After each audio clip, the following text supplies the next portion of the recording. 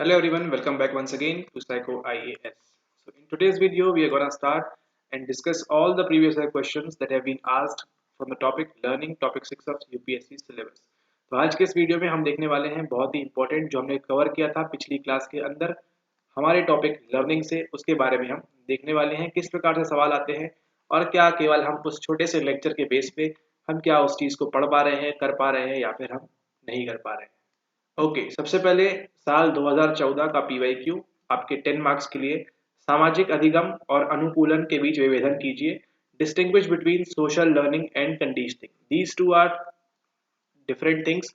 ठीक है, तो इन दोनों के बीच में कंडीशनिंग एंड सोशल लर्निंग के बीच में क्या करना है आपको 5 नंबर के लिए आपको बताना है व्हाट इज सोशल लर्निंग। समाज से हम किस प्रकार से सीखते हैं, समाज से हम किस प्रकार से अधिगम करते हैं। और कंडीशनिंग के अंदर आपको नाम लेना है मिस्टर पावलोव का, उन्होंने क्या बताया किस प्रकार से कंडीशनिंग की।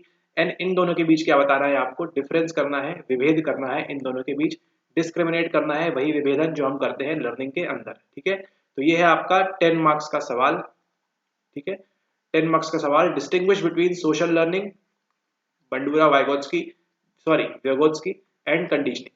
फिर है आपका प्रायिकता अधिगम न्यू कॉन्सेप्ट, इसको आप नोट कर लीजिए एंड सर्च करके पढ़ सकते हैं।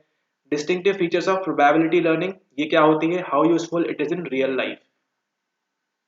फिर एक और new concept what is mean by rule learning, rule learning से क्या तात्पर्य है।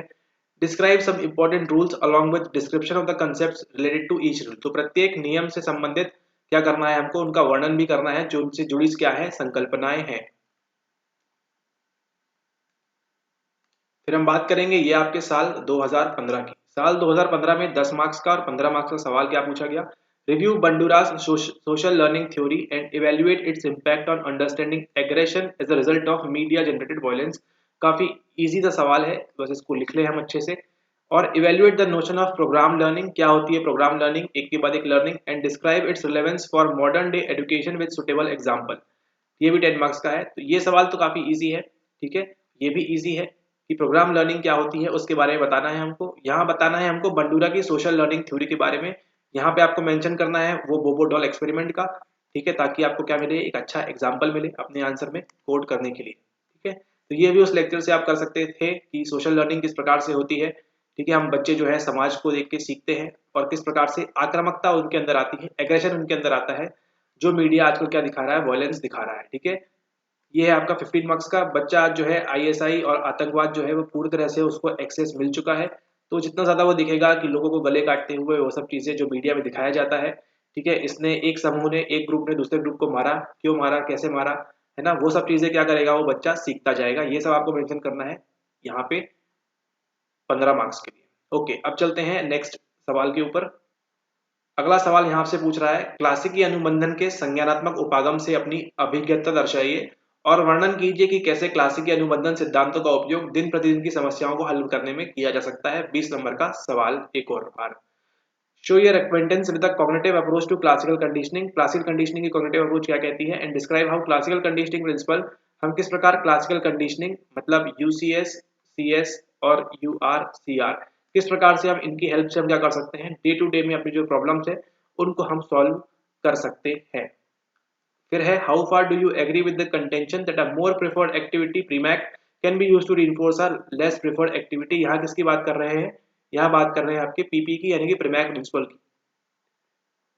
Also describe the types of reinforcement, इसके अंदर आपको 4 प्रकार के बताने हैं, नेगेटिव, पॉजिटिव। ठीक है, उसके बारे में बताना है, टाइप्स ऑफ रीइंफोर्समेंट किस टाइप के होते हैं। 15 मार्क्स का सवाल, तो इसको भी आप कर सकते हैं इजीली। अब चलते हैं नेक्स्ट सवाल के ऊपर। अगेन एक और सवाल आपके 2017 का। यहाँ क्या बोल रहे हैं आपसे, निषेधात्मक प्रबलीकरण नेगेटिव रीइंफोर्समेंट बताया था लेक्चर में आराम से, और दंड के बीच यानी कि आपकी पनिशमेंट के बीच अंतर कीजिए। क्या आपके विचार में दंड व्यवहार का आशोधन करने का एक प्रभावी तरीका है। Distinguish between negative reinforcement and punishment, आपका नेगेटिव रीइंफोर्समेंट क्या होता है और आपका पनिशमेंट क्या होता है, दंड क्या होता है, इन दोनों के बीच क्या करना है आपको, डिस्टिंग्विश करना है। अब यही मोस्ट कंफ्यूजिंग है, इसलिए यूपीएससी ने भी आपसे यही पूछ लिया है। Do you think punishment is an effective way to modify behaviour, अपने बिहेवियर को मॉडिफाई करने के लिए पनिशमेंट इफेक्टिव वे है या नहीं, बच्चों को देनी चाहिए या नहीं, ये है आपका 10 मार्क्स का सवाल। ठीक है, फिर आपका है यहाँ पे एक 3 वर्षीय बालक ऑपरेंट कंडीशनिंग, स्किनर्स आ जाएगा सीधे यहाँ से।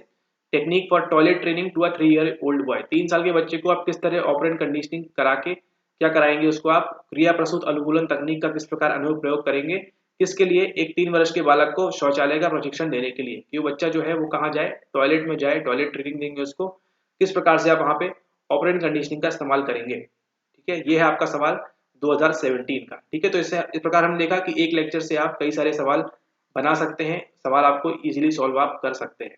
ठीक है, तो इन सवालों के आंसर्स आप लिख सकते हैं एंड अगर आप चाहें तो सबमिट भी कर सकते हैं हमको व्हाट्सएप के ऊपर। ठीक है, वो सब आपके ऊपर है। ठीक है, तो इस प्रकार के सवाल आपको देखने मिलेंगे टॉपिक लर्निंग से, तो इनको आप आंसर लिखिए। नहीं देखा है लेक्चर तो एक बार जाके नीचे लिंक से उसको लेक्चर को देखिए, एक्सेस करिए, देखिए क्या आपको बन रहा है, क्या चीज़ें आपने नहीं सीखी, क्या न्यू था उसमें, क्या ओल्ड था। ठीक है, वो सब चीज़ें करके अपने आंसर में वो सब चीज़ें इनकलकेट कीजिए। ठीक है, okay, thanks for watching the lecture, thank you.